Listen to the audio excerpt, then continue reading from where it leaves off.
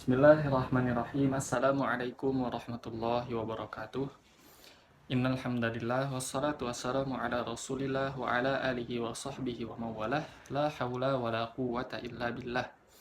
Saya Fikri Ali Fadilah dari jurusan Perbandingan Mazhab dan Hukum semester 2 kelas C akan menyampaikan tentang tugas UAS yang berjudul Hukum Internasional, yang di dalamnya ada 4 bagian. Yang pertama ada pengertian hukum internasional, yang kedua ada sumber material hukum internasional, yang ketiga ada asas-asas dalam hukum internasional, dan yang terakhir yang keempat ada contoh kasus hukum internasional dan cara penanganannya. Pembahasan yang pertama adalah pengertian hukum internasional. Hukum internasional adalah hukum yang mengatur hubungan antar negara dan subjek hukum internasional lainnya, yang bertujuan untuk mengatur keamanan dan ketertiban masyarakat internasional. Hukum internasional mempunyai karakteristik utama. Yang pertama, berlaku antar negara. Hukum internasional hanya berlaku antar negara dan subjek hukum internasional lainnya. Yang kedua, ada bersifat desentralisasi. Tidak ada otoritas pusat yang berwenang untuk membuat dan menegakkan hukum internasional. Yang ketiga, hukum internasional berbasis pada persetujuan. Hukum internasional umumnya berbasis menggunakan persetujuan antar negara, seperti contohnya ada perjanjian internasional. Selanjutnya ada fungsi hukum internasional. Yang pertama ada mengatur hubungan antar negara. Hukum internasional mengatur hubungan antar negara seperti perdagangan, diplomasi, dan keamanan. Yang kedua, melindungi hak asasi manusia. Hukum internasional melindungi hak asasi manusia seperti contohnya hak untuk hidup, hak untuk keamanan, dan hak untuk kebebasan. Yang ketiga adalah hukum internasional berfungsi untuk mengatur dan untuk menjaga ketertiban di ranah internasional. Seperti contohnya penjagaan perdamaian dan pemberian sanksi kepada yang melanggar. Jadi hukum internasional memiliki beberapa fungsi yang telah saya sampaikan tadi. Di balik itu, hukum internasional sangat penting untuk menjaga keamanan dan ketertiban masyarakat internasional. Tanpa hukum internasional, maka dunia akan penuh dengan konflik dan akan sangat kacau. Berlanjut kepada pembahasan yang kedua, yaitu sumber-sumber material hukum internasional. Sumber-sumber material hukum internasional adalah sumber-sumber hukum yang menjadi landasan atau dasar bagi berlakunya hukum internasional, yang terbagi menjadi 2 kategori utama. Yang pertama ada sumber-sumber material hukum internasional primer, dan yang kedua ada sumber-sumber hukum atau sumber-sumber material hukum yang sekunder. Yang pertama ada sumber-sumber material hukum internasional primer yang terbagi menjadi 3 bagian. Yang pertama ada perjanjian internasional. Perjanjian internasional adalah perjanjian yang dibuat secara tertulis oleh 2 atau lebih negara. Perjanjian internasional ini bersifat bilateral atau disetujui oleh 2 negara dan bisa juga oleh semua negara atau disebut juga multilateral. Yang kedua ada kebiasaan internasional. Kebiasaan internasional adalah praktik-praktik yang dilakukan oleh banyak negara secara konsisten, yang mana secara konsisten tersebut bisa diyakini sebagai hukum atau praktik tersebut diyakini sebagai hukum.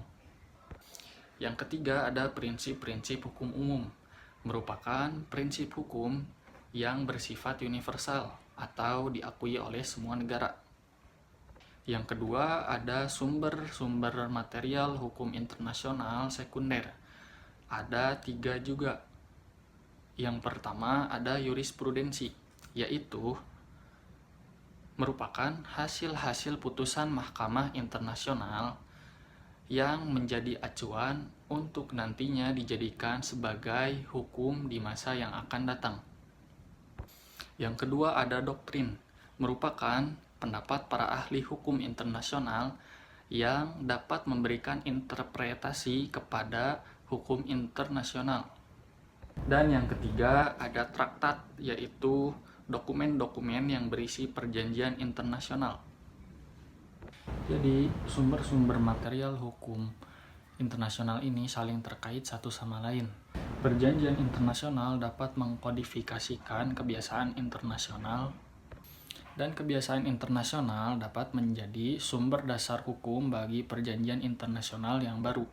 Doktrin dan jurisprudensi dapat membantu kita untuk memahami dan menafsirkan hukum-hukum internasional yang terdapat dalam sumber-sumber hukum primer.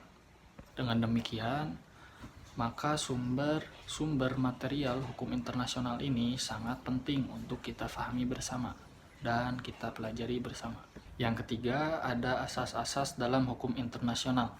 Asas-asas dalam hukum internasional yaitu prinsip-prinsip fundamental yang mendasari pembentukan dan penerapan hukum internasional.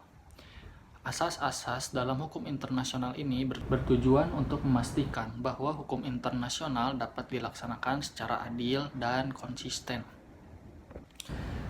Ada beberapa asas-asas penting dalam hukum internasional.